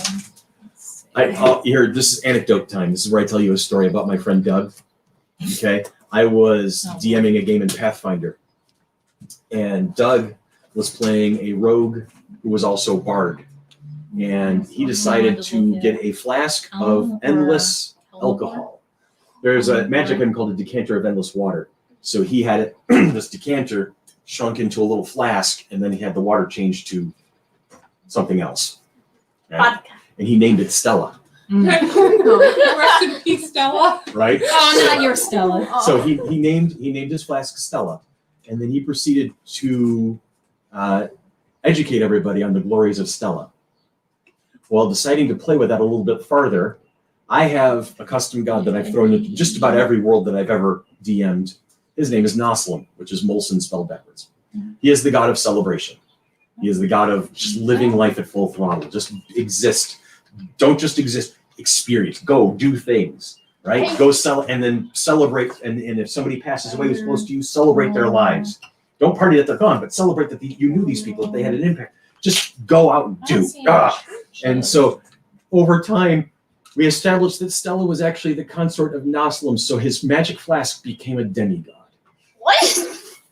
And he drank out of her? Oh, yeah. Oh. It was weird. Like I told you, anything's possible. I'm gonna just go around supporting capitalism, communism, start a whole ass war in here. People are going to be too confused with what the hell she's talking about, because she's in a little farming community. People are like, huh? Yeah. And then I'm gonna start promoting different religions too. Okay. I'm gonna do everything. Have fun. As the age-old DM phrase is, you can certainly try. I'm gonna try and make somebody a prostitute. Okay, we are trying to do family friendly. Oh, no, honey, we lost family friendly the moment Everett raised his hand for the third time in the first session. Yeah. You know, I was friendly from the moment I said my father committed suicide. That was definitely a thing. And it was funny because he was in the comment section going, I did? All right. So, I can't Willow find Glade, anything Little in Glade, regards to, 'cause I and think it he's is getting dead. on towards He's a evening. dead guy. A lot of the So I don't shops are think he's starting to got close any up for the night, worshipers right now. and they're putting their So, wares away. And um, but the town center is starting to Not really sure.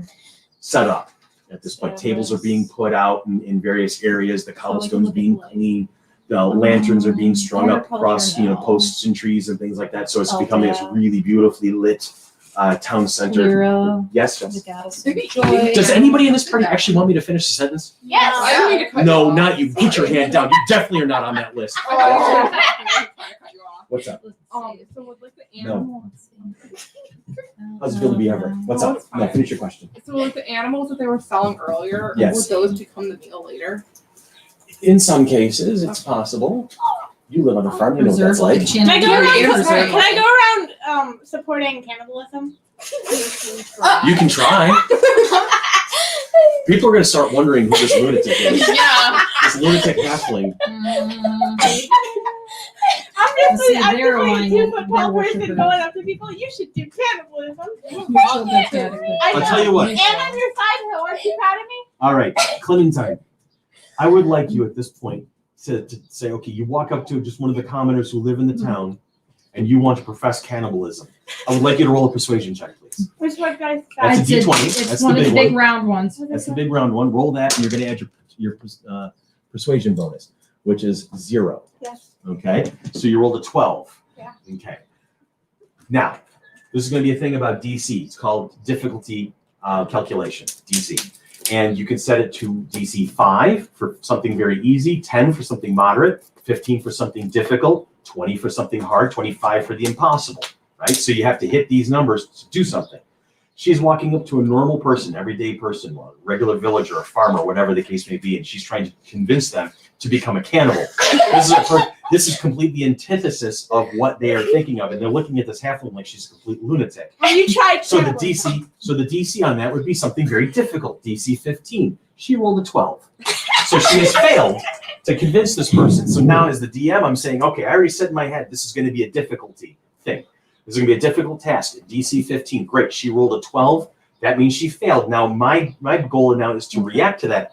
And I'm going to roll a 20-sider, and that is I'm going to roll basically a will save on their part to see how they react to you, right? And the lower the number, the more hostile they're going to be. They're going to be like, Life get is away from me, you lunatic. Or, oh, that's nice, dear. And they're going to walk away. So I rolled a 14. Figure an average person is going to have a 0 modifier, so there's going to be no change to that 14. It's a higher number, all right? So they're not going to immediately be like, who is this imbecile? Call the guard. They're going to be like, oh, that's nice, dear, but no, we're going to thank you. We're going to stick to the cows. And this person just kind of very nervously walks away from you.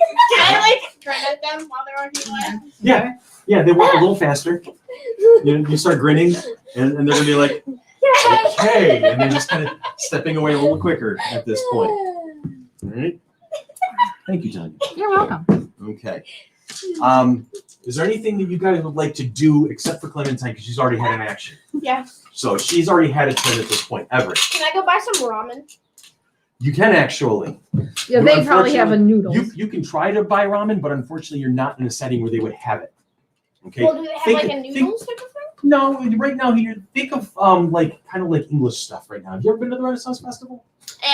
Don't Yes, we have. I Okay. have, but So I it's don't like several times. We have been. Did they have several ramen times. there? No. Okay, they had turkey legs, they had Well, I'm gonna pastries. get BBQ. I'm gonna get some BBQ. Well, they don't have barbecue, We had but they have apple roasts. fritters. They have Okay. various roasts. But here's the thing: at this particular hour, most of that stuff is closing up because they're getting ready for the big feast in about an hour. But you could probably find some. I'll tell you what. Why don't you roll a percentile chance for me? Now, what the percentile roll is, I'll show you. Okay, it's the two 10-siders. One's going to have the two numbers, and one's going to have the single numbers, but they're going to look identical So to each this? other. That's one of them.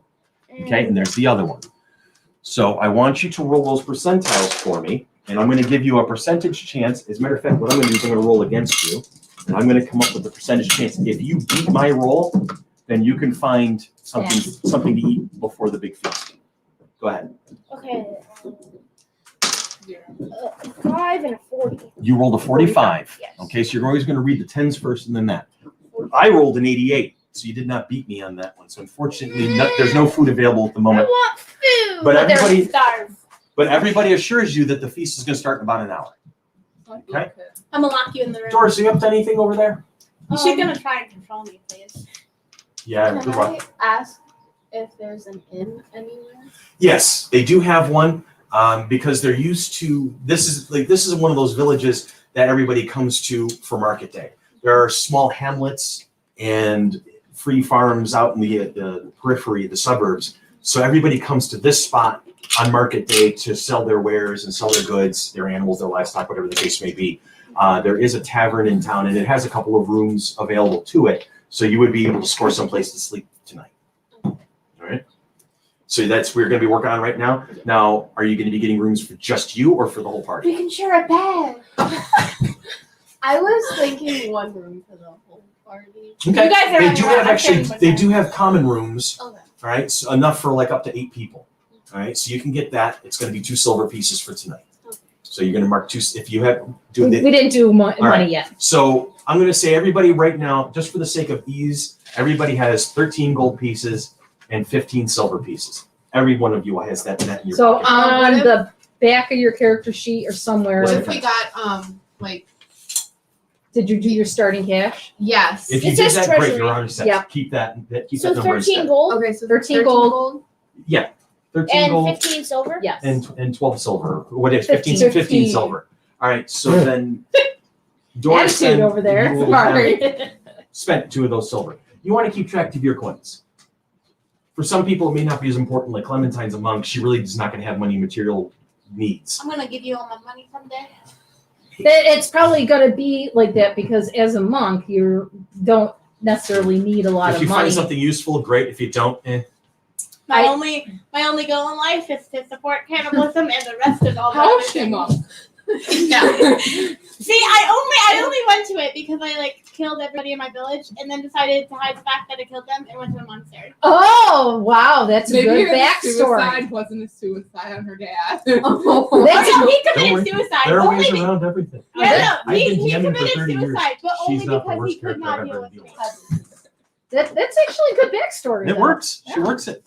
She works it. All right, so you're going to be getting a room for the night. She's trying to see if she can sway people to cannibalism. He's looking for food ahead of time. McKenna, what is Ezra up to?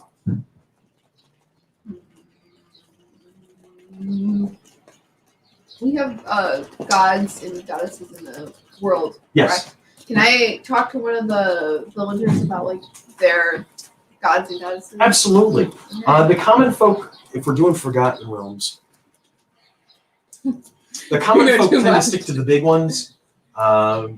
More like the earthly one. Tamora is a big one because she's the goddess of luck. Okay. You know, so sometimes you need good luck to have a good harvest. Probably the goddess of agriculture, which what is ever in there. If there is one. Yes, there is Shanti, I think. Shanti. I don't even know Shanti, how to yeah. say that. Chautea, I believe. Yeah. Yeah, Shantae.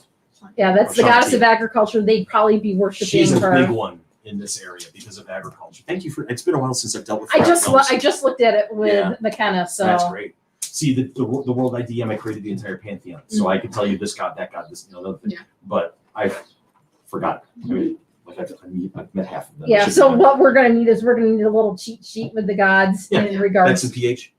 Yes, it's on I think 293 or so. Perfect. 294. I knew it was back there, but I couldn't really see the pages in the index in the back. Easily. Okay. So yeah, Shanti's a big one. Now, did you pick a god for yourself? Yes. Eldath? Eldath? Yeah. Oh, I like him.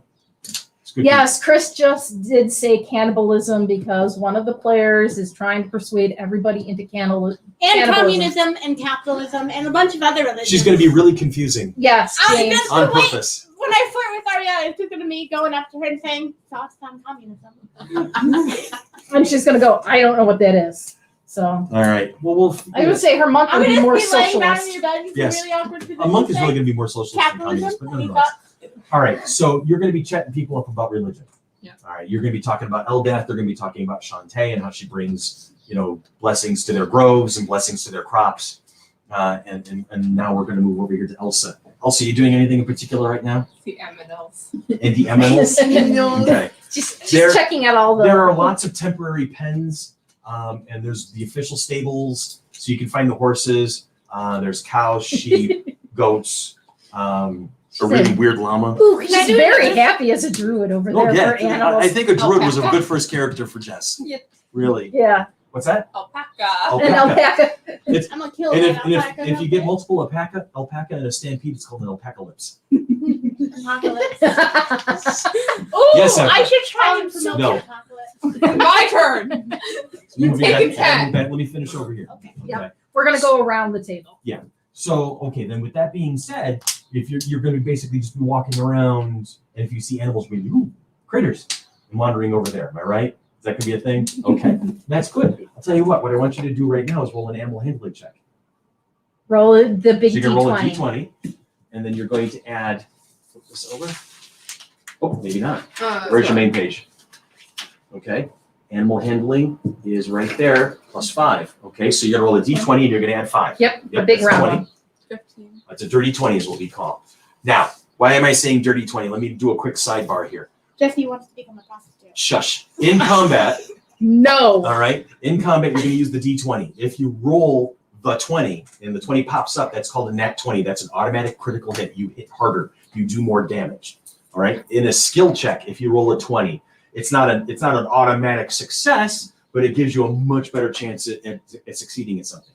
Well, she got to 20 by virtue of the fact that she rolled a 15 and her bonus was 5, so she hits 20. So we call that a dirty 20, just so people are like, However, was that you a get natural? to Was a that a 20.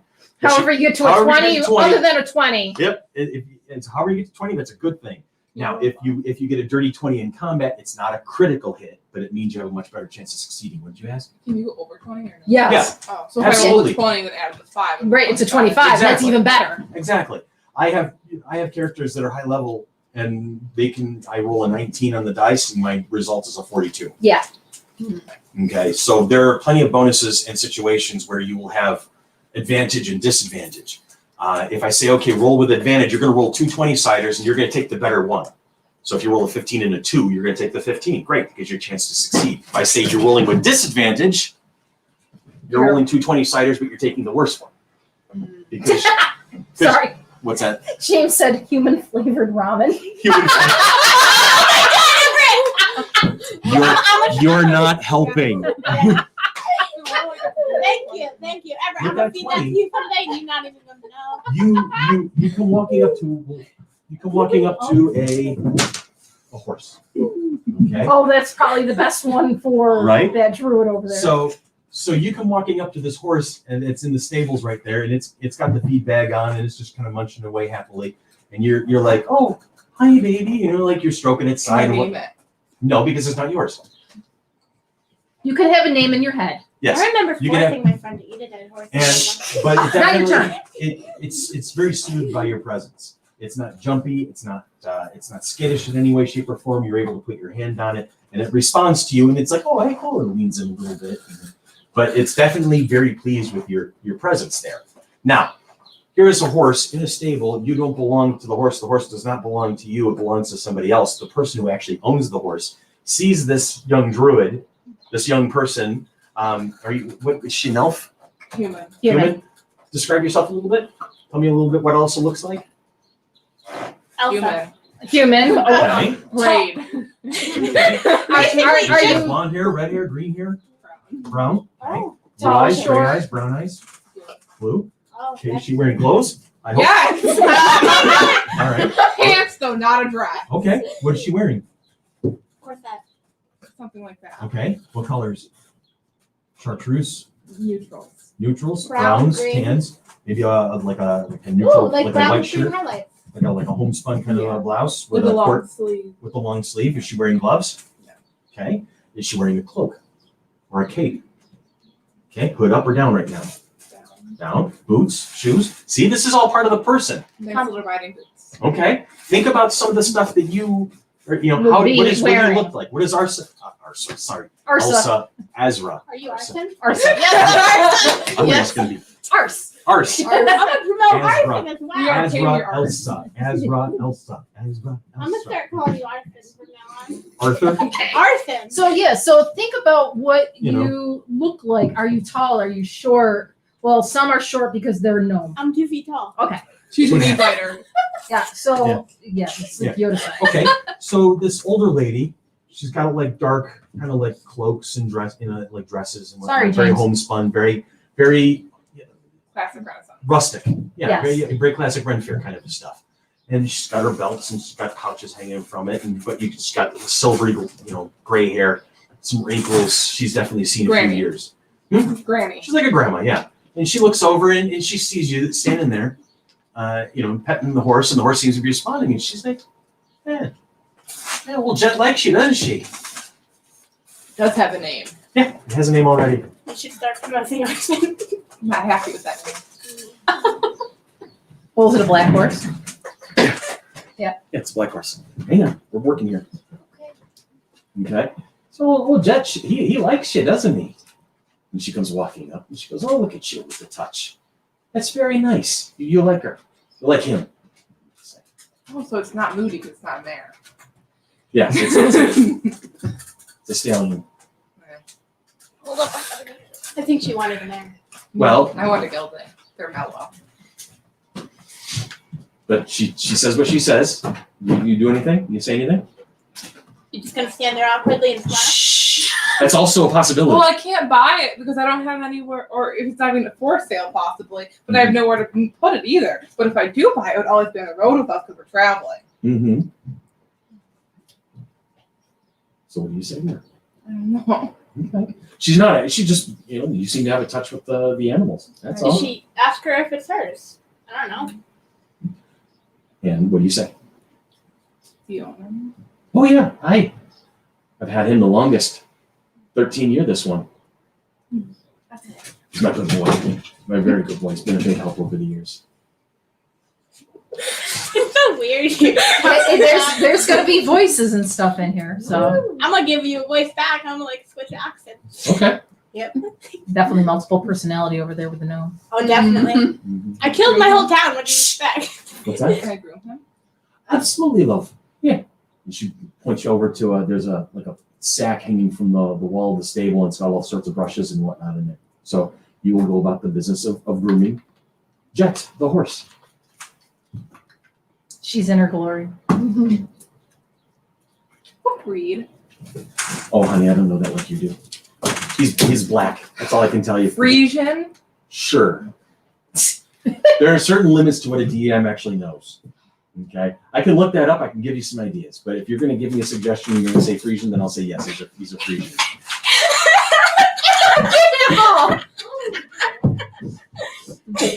Something's happening. I've discovered who my Derek at the table is. What?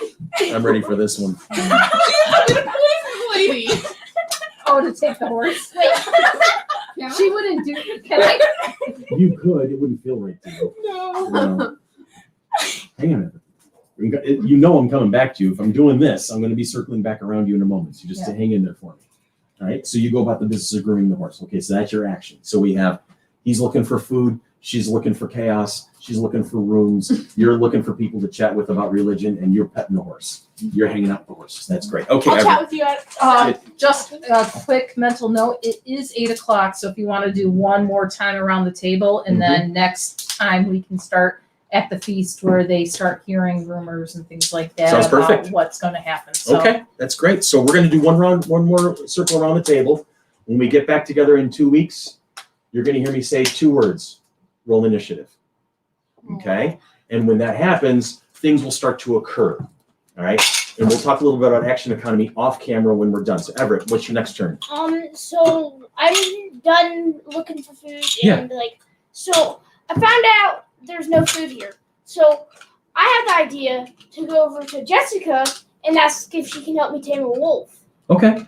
So Crash, it takes, I'm going to want you to do is I'm going to have you roll what's called a survival check. All right. So go to your skill list, because what you're going to do is you're going to, in essence, you have to track Elsa down. All right. Survival. Yep. So you're going to be using various clues throughout the town to try and figure out where Elsa may be. All right. So you're going to roll your 20-sider, and you're going to add your survival bonus, which is none. So it's straight up D20. Now it's a small town, so I'm going to give you a moderate difficulty. So you have to clear a 10. So DC 10. 11. Good. All right. So 11. You're close to that 10 number, right? So what I'm going to say is it was a bit of a challenge, all right, because there's still a lot of people. There's still a lot of things going on. There's a hustle and a bustle while people are getting ready for the feast. And you're not as familiar with Willowglade as you'd like to be because you're probably new to the area, you know. And so what's going to happen is it takes you some time, but you do come across a stable on the edge of town, and it takes you a little bit to find the right stall, but you come across Elsa, who is currently happily grooming this big black horse, a Frisia, apparently, a stallion by the name of Jet. I'm not sure what a Frisia is, but we're going to roll with it. I think she's looking up a different She's horse. looking. Okay, so she'll tell me what the horse is. Sending Tanya options. All right, sending Tanya options, because Tanya's going to be able to help me on that one. Because I don't have So your turn is essentially finding her. You will not have an opportunity, because you spend probably about, we'll say, 24, about almost a half an hour looking for her at this point. You're about half an hour away from the feast. So we're going to finish your turn by saying you successfully find Elsa. Okay? And now I'm going to go over here to my Chaos Midget. I get drunk and start thinking about arson. Okay. I would like you to roll a performance check. Which one? That's a D20 plus whatever performance bonus you have. If you don't have a proficiency in it, then it's going to be straight up charisma bonus, which is 0 for you, I believe. All right, 8. You rolled an 8. I don't get drunk, do I? Well, getting drunk is easy, You're not very good at singing. but your Oh, performance that's is a little off-putting. And for the second time so far this evening, you're realizing that people are spending a lot of time walking away from you. It's fine as long as I'm singing about arson. Okay, very good. Moving on over to Doris. So I've got Crash, I've got Clementine, and I'm here with Doris the Ranger, and you have managed to set up you've got the room. It's got enough space for about 10 people in it. You know you've got a party of 5. So you guys are going to be very comfortable. Everybody's going to have room to spread out, and you're hoping to God that Clementine doesn't sleep in the same I'm bed. her side note. She chose me. I'm gonna sleep in the same bed as her. So anyway, with that being said, do you have another action or something you'd like to do while you're in the room? Or would you like to leave the building and go somewhere else? Come listen to my singing. I can't hear her. I'm sorry, Abby. I would like to leave the building. Okay, so once you've got everything sorted out, you've got a couple of keys to the room. Great, you can head out the inn at that point. Again, people are milling around. Mostly people are migrating towards the middle of town at this point. And this particular building is kind of like on one of the farther off spokes, so it's not right there on the beaten path, but it's easy to find. I mean, it's not a big, huge village. All right, so you start wandering around. You're going to go towards the center of town. You want to head out to the edge of town. I want to go out to the edge. Okay. So you start wandering your way out. Is there something you're gonna be looking for? Something you want to do? I want to go to a meadow. So a meadow, Yeah. easy to find. In an agricultural village, absolutely. It doesn't take you long. As soon as the buildings thin out, there's probably a nice broad meadow. The sun is setting. One of the moons is already coming up over the horizon. Stars are starting to twinkle in the sky. The twilight, it's kind of like going from that nice deep blue to a darker kind of navy blue as the night starts to set in. Beautiful night. Beautiful. It's late fall, so it's not too hot, not too cold. You know, it's about halfway to, like, it would be like almost halfway through October in our world. I'm going to use the regular months just so we have a better point of reference. All right. So you find your meadow. Anything you want to do in your meadow? I want to sit and look at the moon because I missed my family. Oh, see, beautiful role play moment. Beautiful moment. Excellent. Because So you she just- can. We yeah. see it's because she can. Yeah. And that's exactly what a ranger would do. Would Yeah. probably just enjoy nature and find something. And she's looking up at the sky, looking at the moon, looking at the stars. We'll I'll tell you what. We'll do a little thing at the beginning of the next session where we actually name the 3 moons and see if we can come up with something cool about the stars and constellations and stuff. Okay, but you're able to do that now. Ezra, Elsa. Arson. That's going to take you a little bit to get used to. Is there some? You've been having this wonderful chat with one of the local elders of the village. He was probably a blacksmith in his day, so he's this big fella, broad, but he's since retired. His hair's shock full of gray. He manages a couple of shops. He just keeps an eye on things. He's an unofficial mayor of sorts, we'll say. But happy to talk to a traveler, a worshiper of Eldath. Did you say? Yes. Eldath, worshiper of Eldath, not an unwelcome person in our village. Absolutely love to chat with you. Is there do you want to chat right up to the feast, or you just want to? Is there something else you want to do? I think chat up right to the feast. Okay, they're happy to engage you. As a matter of fact, you guys are having such a great conversation, and he's teaching you about some of the philosophies that he's learned, and you're like totally into it, and you're sharing some of your knowledge with him, and you can tell he's definitely got some genuine interest in what you have to say. He's listening. And other people are kind of like, what's going on over here? Hey, what's the old man up to? And we'll give him a name some other time. I've got a cool random name generator on my DM screen here, so we'll do that. So that's happening, right? And you're having your chat. People are coming in, and they're like, oh yeah, well, what about this? Well, this god's no good. There's the god of murder, Cleric. We don't like him. Yeah, that's the one that's was fighting with Kelmnivore. Yeah. The god of death. That Yeah. Kelmnivore we don't think is around right now because I think he was killed by Cleric. Yeah, there is a lot going on with the Forgotten Realms Pantheon that I don't know about because I Right, stopped so- playing so long ago in Forgotten Realms. So I know there's a lot of lore that I've missed over the years. We can just make our own lore. Exactly, because we're in our own world right now. We're not in Faerun. We're on. They know us Heaven's there. Terra. I'm gonna create a gay couple with the gods. Okay, perfectly fine. So yeah, and there's other people that are putting their 2 cents in about various gods and whatnot, and how some of them are more trouble or they're worth, but some of them are quite helpful. So you're having some fun with that. It's definitely a very satisfying conversation for you. I'd like you to roll a religion check for me, please. I'm gonna do cry. And you said religion? Yep. I Now, got 2. so you rolled a 3. You rolled a 3. What did you? overall. What did you roll a 2 and then you're adding something or I got a 1 and then I added my religion and Which is what? 1. 1? Okay, so you got a 2 overall. Yeah. Okay. So Now, rolling a nat 1 in combat is a critical failure. Bad things happen. But in a skill check, it just, you probably don't have a very good chance of succeeding at it. they're like, There's probably some people talking about gods that you're not familiar with. Okay. Or maybe like who's that? So you like take a moment. Your religion very well, but you're not as well versed as some of the other ones, right? So you're like, oh yeah, I know that guy, but you're like, wait, no, I don't know that guy. So it's basically just a lack of knowledge at the moment, something to learn right now. And now we're going to return to Elsa to close out our session for the night. Talking to the old lady. Okay, I'd like you to roll another animal handling check. I'm going to give you an advantage at this time because you've made such a great first impression on Jet the horse. So you're going to roll the 20-sider twice, and whatever number is better, or you can roll 2 20s, whichever number is better, that's what you're going to add the +5 to. All right, so you got a 19, so that's a 24. Jet loves you. Oh my God. nuzzling in. Oh, It's an he's Andalusian. It's an right? Andalusian? Andalusian. Okay, he's loving your attention. He's totally jonesing here. He's like, the more you brush, the more he thinks you're the coolest person on the planet so far. So you're having some fun there. You're talking to the old woman who's been just, chatting away. Now, as you're starting to finish up and you're finishing up the last bits of making sure he's all brushed out nicely, that's when Crash shows up. Sadly. And Crash is going to ask you about how to train wolves and how to tame a wolf. And we're going to have that information in the next session, so in 2 weeks from now. So, ladies, gentlemen, thank you very much for playing tonight. That's where we're going to stop for today. I'm having Okay. brownie on my way out. What's that? I'm having a You brownie. have a brownie on the way I didn't out? food poison anybody. All right. Thank you guys, everybody, for watching at home. Hello.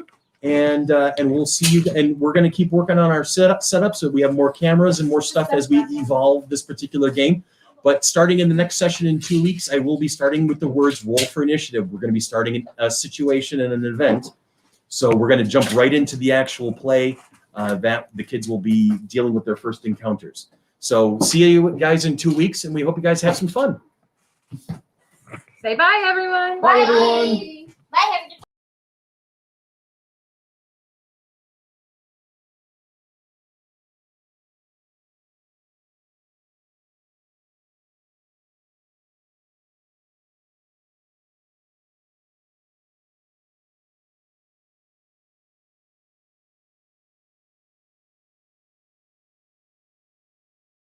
The trash bag or the trash basket.